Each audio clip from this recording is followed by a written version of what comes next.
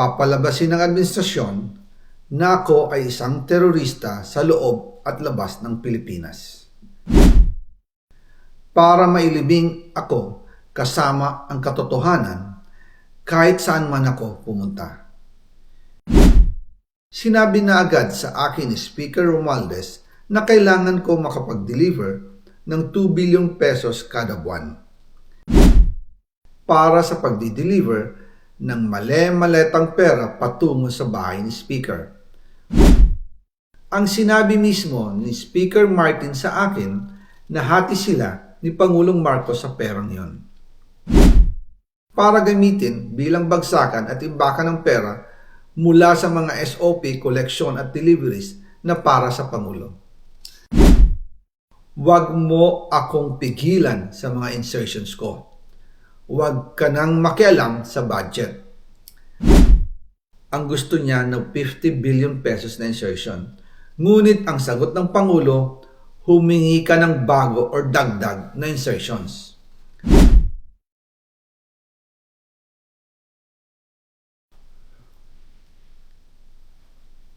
Magandang araw po sa inyong lahat. Bago ko ipagpatuloy ang aking paliwanag, nais ko munang magpasalamat sa inyo. Maraming salamat sa inyong bukas na isipan, sa inyong pasensya, at sa pagtanggap ninyo sa mga impormasyong aking ibinabahagi. Alam kong hindi madali ang mga paksang ito. Mabibigat at mahirap tanggapin. Hindi po ako makauwi dahil malaki ang banta sa buhay ko. Ngayon naman ay meron kaming natanggap na balita. Papalabasin ng administrasyon na ako ay isang terorista sa loob at labas ng Pilipinas. Para mailibing ako kasama ang katotohanan kahit saan man ako pumunta. Pero mahalagang malaman ng taong bayan ang katotohanan. Muli, taos-puso akong nagpapasalamat sa inyong pakikinig. Una po sa lahat, sinasabi ng ICI at ni Henry Alcantara na 21 billion pesos daw ang napunta sa akin. Hindi po totoo yun. Wala akong natanggap na ganyang halaga.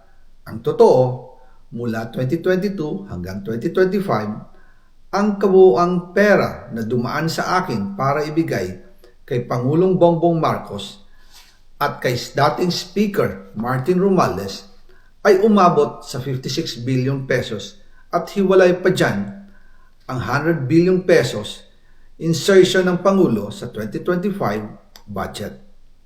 Pati na rin ang 97 billion pesos flood control insertion na inilagay sa NEP ng 2026 national budget. Balikan natin kung paano ito nagsimula.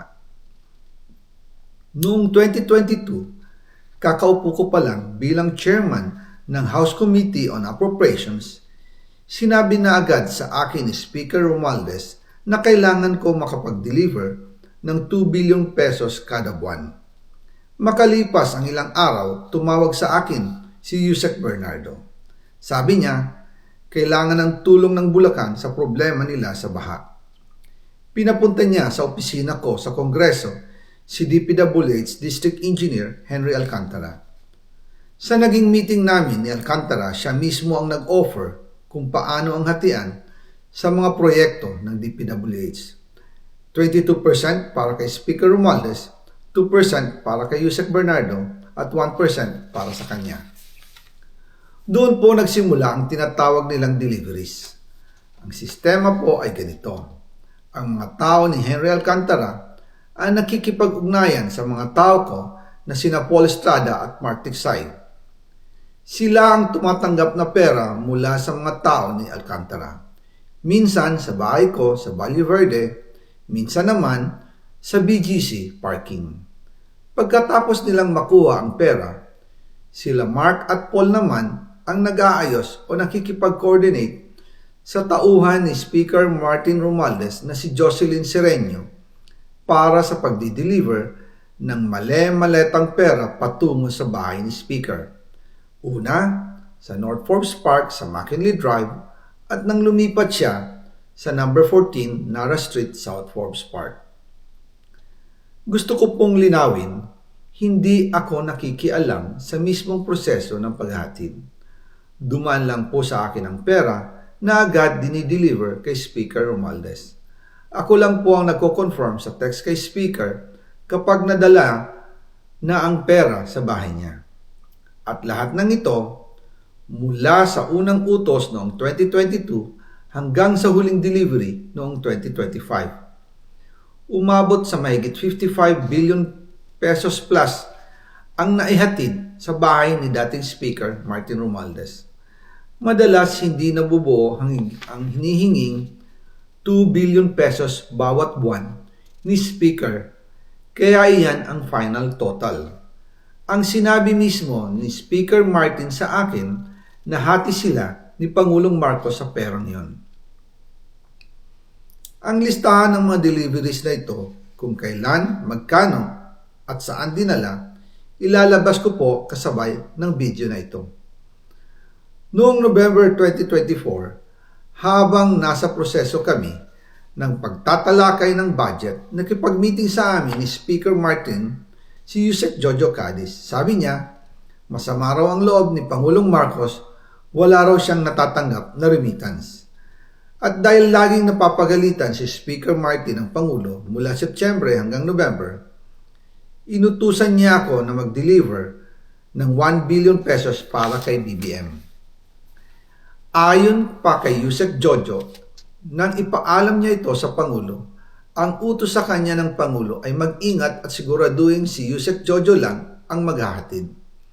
Ang instruction po sa akin ni dating Speaker Martin Romualdez ay dalhin sa number 30 Tamarin Street, South Forbes Park at ibigay kay Yusek Jojo Cadiz dahil ito raw ang drop-off point na malapit sa bahay ng Pangulo.